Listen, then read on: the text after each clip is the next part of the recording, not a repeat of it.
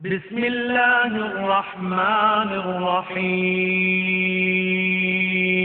واعتصموا بحبل الله جميعا ولا تفرقوا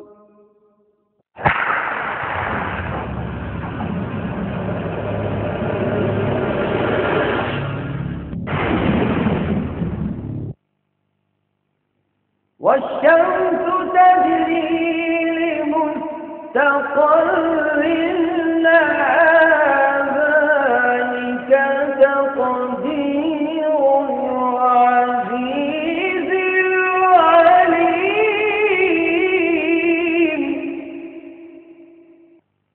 والقمر قدرناه منازل حتى عاد كالعرجون القديم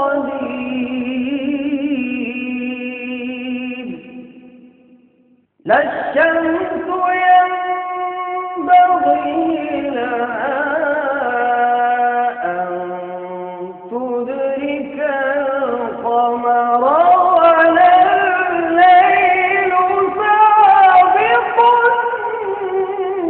النهار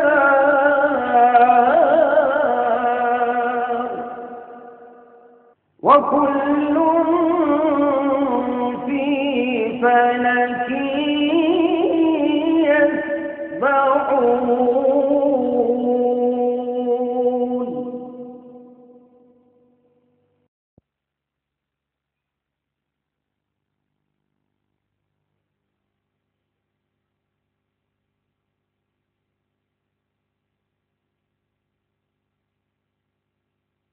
بسم الله الرحمن الرحيم.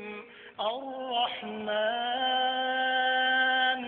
علم القرآن خلق الإنسان علمه البيان الشمس والقمر بحسبان والنجم والشجر يسجدان والسماء رفعها ووضع الميزان ألا تطغوا في الميزان وأقيموا الوزن بالقسط ولا تخسروا الميزان والأرض وضعها للأنام فيها فاكهة والنخل ذات الأكمام والحب ذو العصف والريحان فبأي آلاء ربكما تكذبان خلق الإنسان من صلصال كالفخار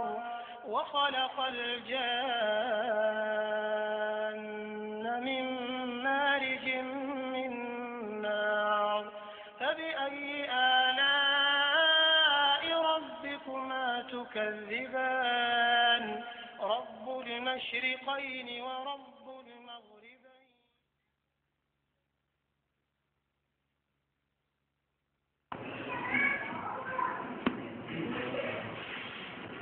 السلام عليكم ورحمة الله وبركاته.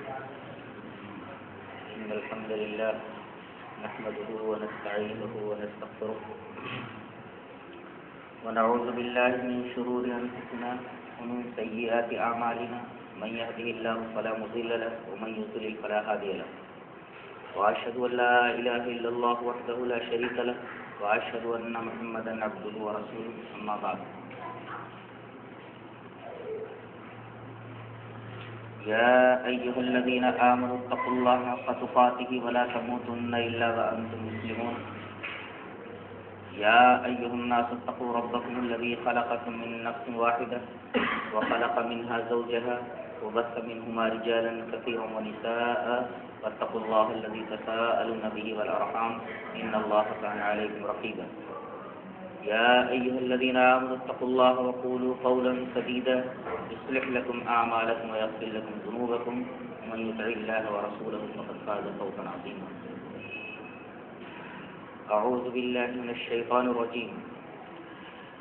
الذين يأكلون الربا لا يقومون إلا كما يقوم الذي يتخبطه الشيطان من المس ذلك بأنهم قالوا إنما البيع مثل الربا وأحل الله البيع وحرم الربا فمن جاءه موعظة من ربه فانتهى فله ما سلف وأمره إلى الله ومن عاد فأولئك أصحاب النار هم فيها خالدون يمحق الله الربا ويربي الصدقات والله لا يحب كل كفار أثيم إن الذين آمنوا وعملوا الصالحات وأقاموا الصلاة وآتوا الزكاة لهم أجرهم عند ربهم ولا خوف عليهم ولا هم يحزنون يا أيها الذين آمنوا اتقوا الله وذروا ما بقي من الربا واتقوا الله إن كنتم مؤمنين فإن لم تفعلوا فأذنوا بحرب من الله ورسوله وإن تبتم فلكم رؤوس أموالكم لا تظلمون ولا تظلمون. حضرات علماء کرام، محترم بزرگوں، نوجوان بھائیوں، پیارے بچوں، پردہ نشین ماں اور بہن،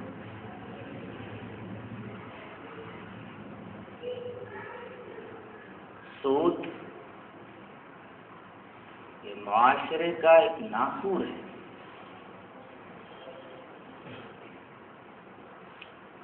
سود یہ معاشیات کے ریڑھ کی ہڈی نہیں بلکہ اس کی ہڈی میں گھن کی حیثیت رکھتا ہے، جو پورے نظام معاش کو تباہ و برباد کر کے رکھ دیتا ہے.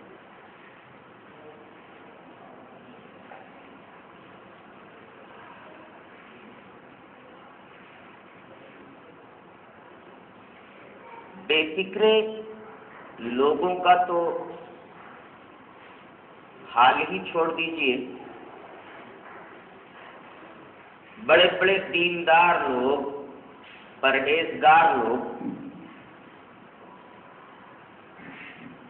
سنن و نوافل کے پابند حضرات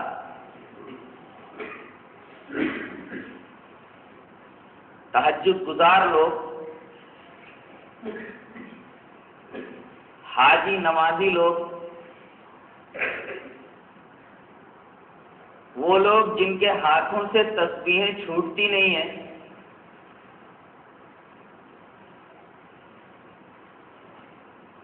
آپ انہیں دیکھیں گے کہ جب یہ اپنی دکانوں میں جاتے ہیں تو ان میں اور ایک بنیے میں اور ایک سود خور یہودی کے درمیان کوئی فرق نہیں ہے.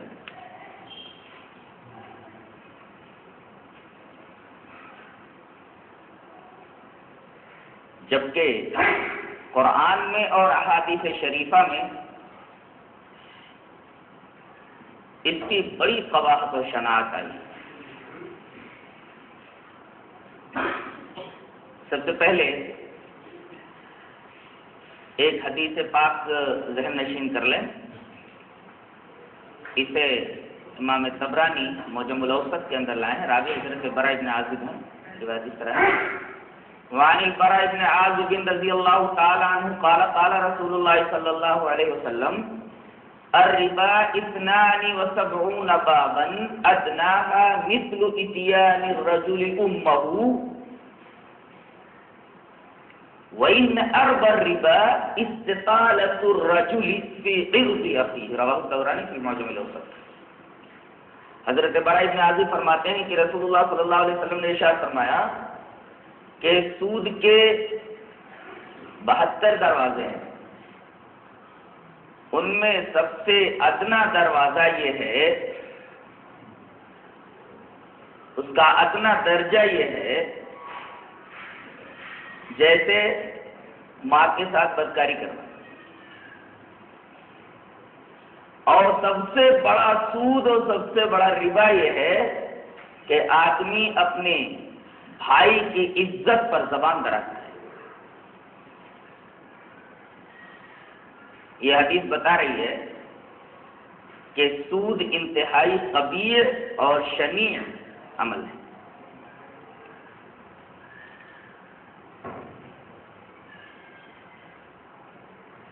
ایک حدیث اور ذہن نشین کر لیں جسے امام ابی داؤد کتاب البیوع کے اندر لائیں. حضرت عبداللہ بن مسعود رضی اللہ تعالیٰ عنہ سے روایت کرتا ہے: وعن عبداللہ بن مسعود رضی اللہ تعالیٰ عنہ عن النبی صلی اللہ علیہ وسلم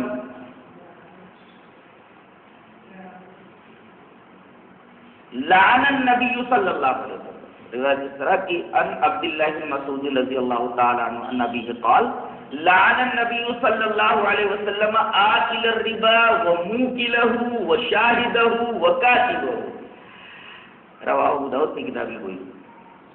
حضرت عبداللہ بن مسعود اپنے باپ سے روایت کرتے ہیں، وہ کہتے ہیں کہ نبی کریم صلی اللہ علیہ وسلم نے لعنت فرمائی ہے سود کے کھانے والے پر، سود کے کھلانے والے پر، اس کی گواہی دینے والے پر، اور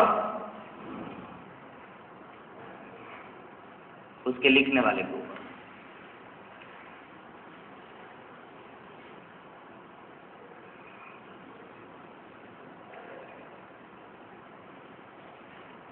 حضرت ابو ہریرہ رضی اللہ تعالی عنہ سے مروی ایک روایت امام بخاری رحمۃ اللہ علیہ کتاب البیوع میں اس طرح لائے، وعن ابی ہریرہ رضی اللہ تعالی عنہ عن النبی صلی اللہ علیہ وسلم قال یاتی علی الناس زمان لا یبالی المرء ما اخذ منه امن الحلال امن الحرام، رواه البخاری کی کتاب البیوع۔ حضرت ابو ہریرہ رضی اللہ تعالیٰ عنہ فرماتے ہیں کہ نبی کریم صلی اللہ علیہ وسلم نے ارشاد فرمایا کہ ایک زمانہ ایسا آئے گا کہ آدمی پرواہ نہیں کرے گا اس بات کی کہ اس نے مال کہاں سے لیا ہے، حلال طریقے سے لیا ہے یا حرام طریقے سے۔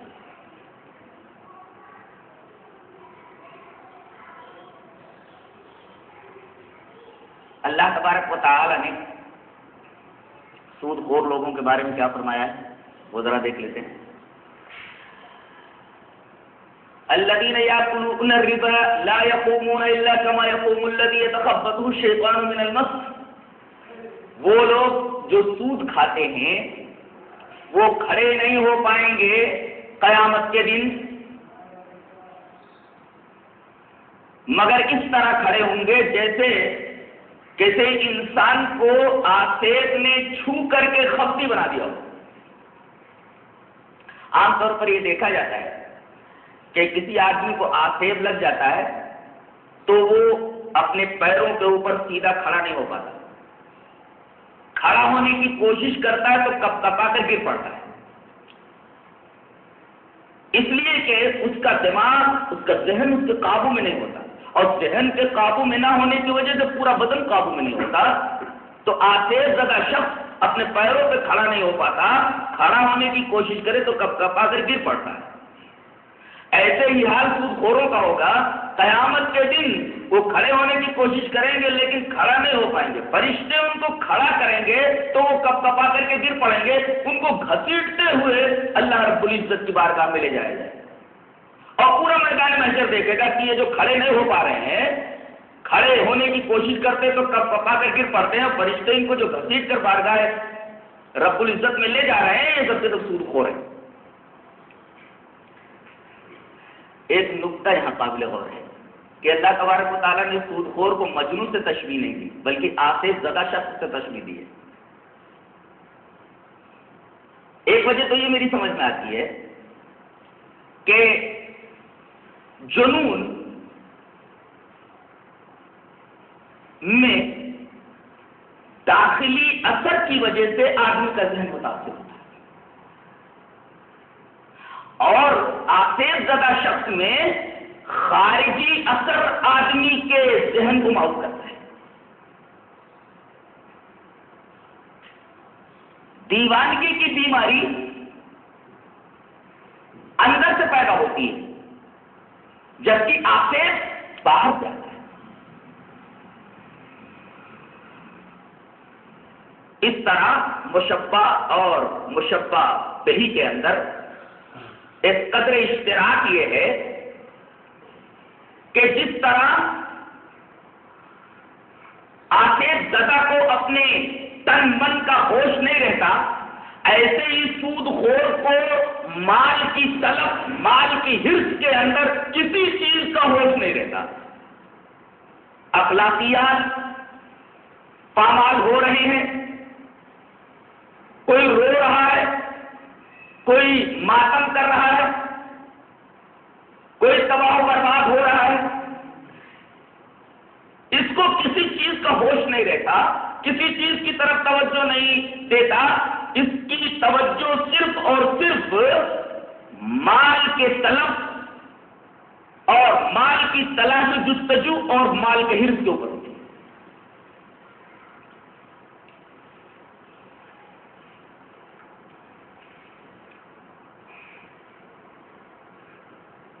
آگے اللہ تبارک و تعالیٰ نے یہ فرمایا کہ ذالک بأنہم قالوا انما البیع مثل الربا. سود خور لوگ سود خوری کی حمایت میں ایک بودی اور بوگس دلیل پیش کرتے ہیں کہ ربا اور سود یہ تو بیوپار کی طرح ہے،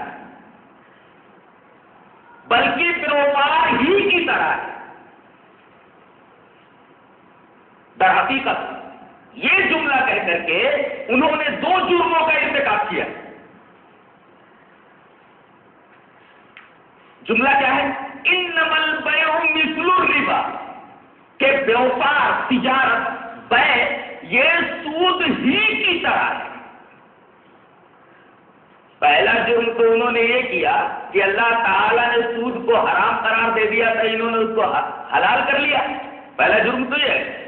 اور دوسرا جرم انہوں نے یہ کیا کہ اللہ کے قانون کا انہوں نے مذاق اڑایا اس جملے کے ذریعے. اگر یوں بول دیتے انما الربا مثل البیع کہ سود بیع ہی کی طرح ہے تو ایک حد تک یہ جملہ غنیمت تھا. لیکن انہوں نے یہ جملہ استعمال کیا انما البیع مثل الربا،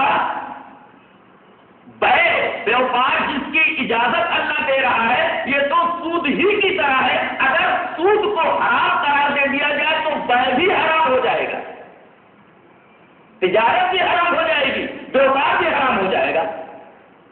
یہ جملہ در حقیقت اللہ تبارک و تعالیٰ کے قانون کے ساتھ استہزاء اور مذاق ہے. اور دیکھیے حق کے انکار کے 3 درجے ہوتے ہیں. سب سے خطرناک درجہ، سب سے بڑا درجہ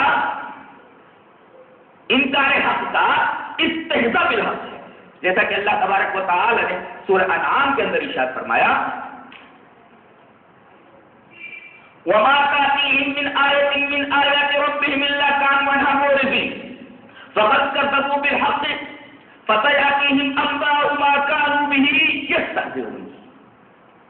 اس میں انکار حق کے 3 درجے بتائے گئے. پہلا درجہ یہ ہے کہ کسی کے سامنے حق پیش کیا جائے تو آپ کی بات سننے کے بجائے پیٹھ موڑ کر چل دو. یہ اعراض عن الحق ہے. انکار حق کا پہلا درجہ اعراض عن الحق.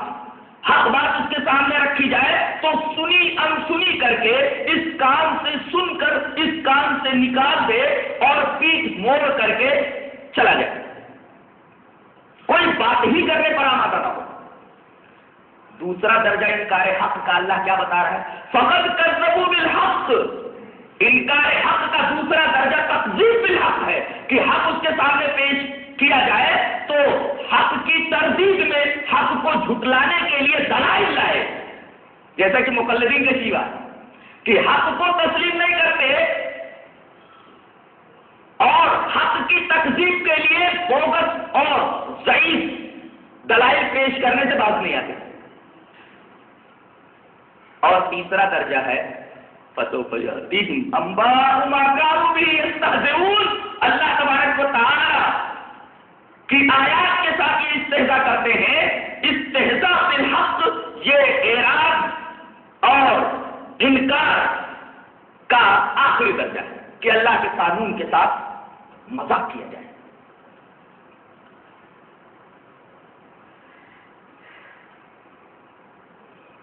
اللہ کے قانون کے ساتھ مذاق ہم ٹی وی وغیرہ کے اوپر دیکھتے ہیں کہ گھٹیا رول جن کو دیا جاتا ہے ان کے چہروں پہ داڑھی ہوتی ہے. گھر کا کوئی نوکر ہے اس کے چہرے پہ داڑھی ہوتی ہے. بازار میں کوئی چھوٹا موٹا ٹھیلا لے کر کے کھڑا کر دیا گیا، اس کا سین لینا ہے کہ چہرے پر داڑھی ہے. گنڈوں کے چہرے پر داڑھی ہے، اسمگلروں کے چہروں پر داڑھی ہے، ٹیررسٹ کے چہروں پر داڑھی ہے. گویا کہ ٹی وی کے اوپر استہزاء بآیات اللہ کے مناظر بھی ہمارے سامنے آتے ہیں. اس طرح گاڑی کا مذاق اڑایا جاتا ہے. رسول اللہ صلی اللہ علیہ وسلم کی سنت کا مذاق اڑایا جاتا ہے. یہ انکار حق کا آخری درجہ ہے. تو انہوں نے انما البیع مثل الربا کہہ کر کے پہلا جرم تو یہ کیا کہ انہوں نے اللہ کے اس قانون کا انکار کر دیا اور سود کو حلال ہی جانا. دوسرا جرم انہوں نے یہ کیا کہ اللہ کے اس قانون کے ساتھ مذاق کیا کہ اگر سود کو حرام مان لیا جائے تو بیع بھی حرام ہو جائے گی اور تجارت بھی حرام ہو جائے گی, بیوپار بھی حرام ہو جائے گا. نہیں تو جملہ آپ نے نہیں دیکھا, انما البیع مثل الربا, انما حصر کے لیے آتا ہے. جیسے کہا گیا انما انا بشر, میں انسان ہی ہوں. تو انما البیع مثل الربا کا مطلب کیا ہوا کہ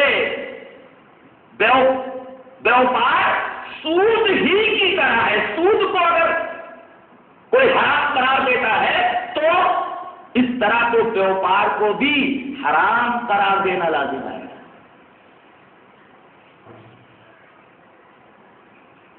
اللہ تبارک و تعالی نے ان کی اس بات کے اوپر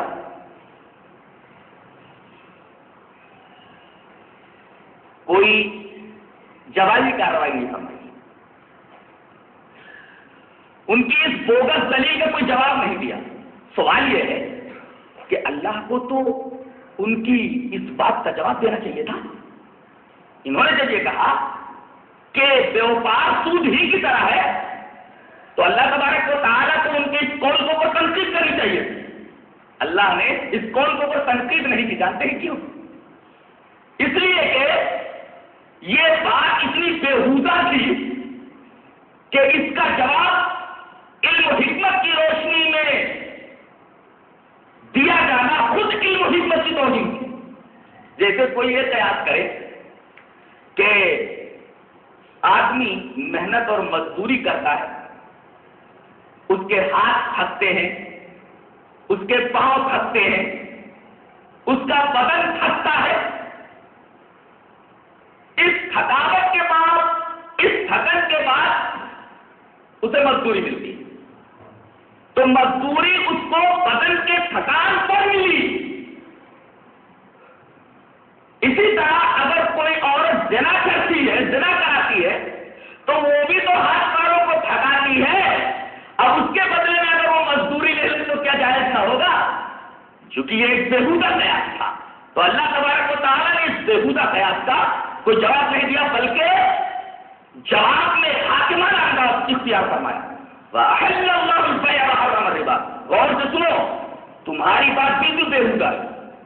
اس کا جواب علم حکمت کی روشنی میں دیا جانا خود علم حکمت کی توہین ہے.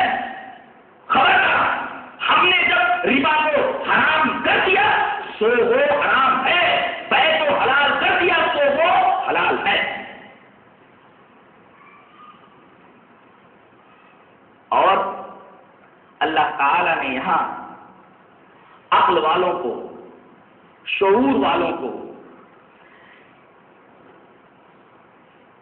یہ بات سمجھانی چاہیے کہ اگر یہ لوگ تھوڑی بھی عقل استعمال کریں, تھوڑی سی بھی فہم استعمال کریں تو ان کو ربا اور بیع کے درمیان فرق واضح طور پر معلوم ہو جائے گا. تھوڑی سی بھی عقل استعمال کریں تو بیوپار اور سود کے درمیان فرق بالکل واضح طور پر معلوم ہو جائے گا کہ تجارت کے اندر مال کے مقابلے میں مال ہوتا ہے. غور کیجیے, تجارت میں اور بیوپار میں مال کے بدلے مال ہوتا ہے اور سود میں مال کے مقابلے میں کیفیت ہوتی ہے, مدت, میعاد. تو یہ وقت, مدت, میعاد یہ کیا ہے؟ یہ کیفیت ہے. بیوپار میں مال کے مقابلے میں مال اس وجہ سے جائز قرار دیا گیا, لیکن سود میں, ربا میں مال کے مقابلے میں کیفیت ہوتی ہے, مال کے مقابلے میں مال نہیں ہوتا. مثلا میں نے یہ ہینڈ کیچپ 10 روپے میں خریدی اور میں اس کو 5 روپے نفع کے ساتھ 15 روپے میں بیچ رہا ہوں, تو ایک طرف مال ہے, दूसरी तरफ रुपया माल के मुकाबले में माल है, हैंड कैशर के मुकाबले में रुपया है, माल के मुकाबले में माल है। लेकिन सूद में गौर करें तो माल के मुकाबले में माल नहीं है, बल्कि माल के मुकाबले में कैफियत है, मुद्दत, वक्त, मियाद के ये 100 रुपया मैं तुझे दे रहा हूं, 1 महीने के बाद 105 रुपया तुम वापस दे देना। ये 5 रुपया किसके मुकाबले में है?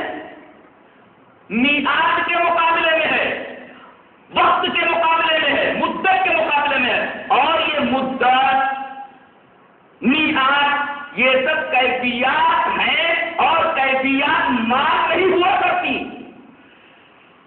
कैफियत है माल नहीं हुआ करती। तो ये फर्क तो दोनों में बिल्कुल वाज़ेह है अगर आदमी थोड़ी सी समझ इस्तेमाल करे।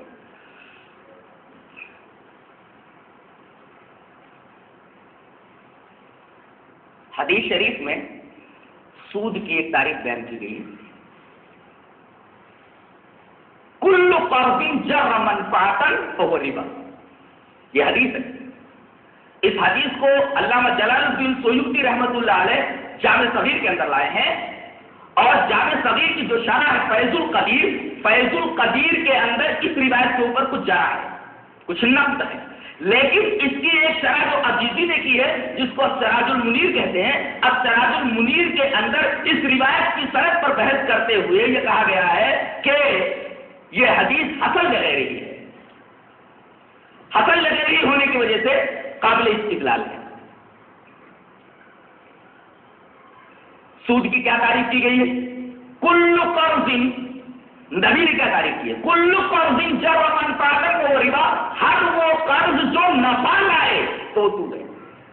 मतलब हमने किसी आदमी को 100 रुपया दे दिया, अब 100 रुपये देने के बाद हम उससे 105 रुपया ले ले, 101 रुपया ले ले, कुछ ज्यादा ले ले, तो ये सूद है। इसलिए कि ये कर्ज नफा लाया, और जो कर्ज नफा लाए नबी करीम सल्लल्लाहु अलैहि वसल्लम सूद है। और सूद का ये तरीका ज़माने जाहिलियत से चलता चला आ रहा था। सहाबे किराम इसी किस्म के सूद से वाकिफियत रखते थे, और उनके दरमियान इसी तरीके का सूद मुतारिफ था। नबी करीम सल्लल्लाहु अलैहि वसल्लम ने सूद का एक और तरीका बताया जिससे सहाबे किराम और अहले जाहिलियत ना आशना थे।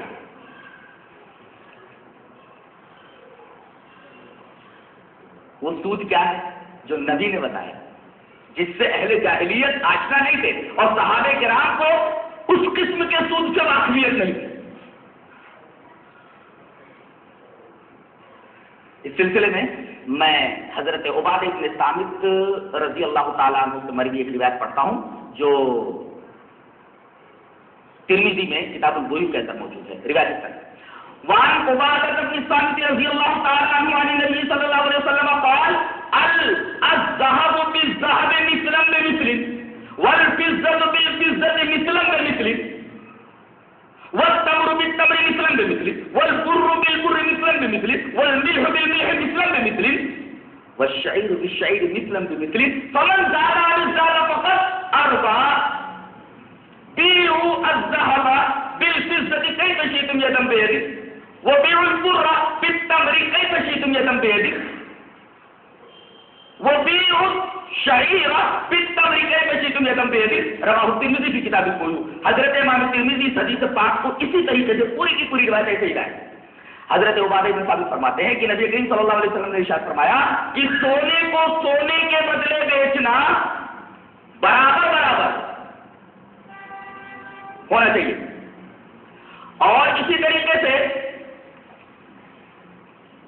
खजूर को खजूर के साथ बराबर बराबर, नमक को नमक के साथ बराबर बराबर, जौ को जौ के साथ बराबर बराबर, गेहूं को गेहूं के साथ बराबर बराबर।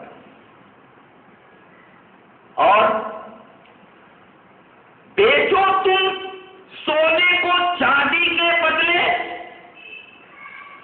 नकद, फौरन, उधार नहीं। और बेचो तुम गेहूं को खजूर के बदले नकद, اور بیچو تم جौ کو کھجور کے بدلے نہ۔ اس حدیث پاک میں سود کی ایک شکل یہ بیان کی گئی ہے جو قرآن میں نہیں ہے، اور صحابہ کرام اور اہل جاہلیت سود کے اس قسم سے آشنا نہیں تھے کہ اگر سونے کو سونے کے ساتھ بیچا جائے اور کچھ زیادتی ہو جائے تو سود ہے، کھجور کو کھجور کے ساتھ بیچا جائے کچھ زیادتی ہو جائے تو سود ہے۔ خلاصہ یہ کہ ان 6 چیزوں کو بیچنا کمی زیادتی کے ساتھ اور ادھار کے ساتھ یہ سود ہے۔ ان چیزوں کے اندر کمی بھی نہیں ہو سکتی، زیادتی بھی نہیں ہو سکتی اور ادھار بھی نہیں ہو سکتا۔ اس قسم کا جو ربا تھا، اس قسم کی جو شکل تھی سود کی، صحابہ کرام اس سے آشنا نہیں تھی، یہ نبی نے بتایا ہے۔ تو قرآن کے اندر جو ربا ہے اس کو کہا گیا ربا نسیہ، اور جو نبی نے بتایا ربا الفضل ہے، جس کو بات دیگر ربا القرآن اور ربا الحدیث کہہ سکتے ہیں۔ قرآن نے جو ربا کا تصور پیش کیا ہے وہ ہے جو قرآن ہے، اور نبی نے جو ربا کا تصور دیا ہے اسے ربا الحدیث کہا جائے گا۔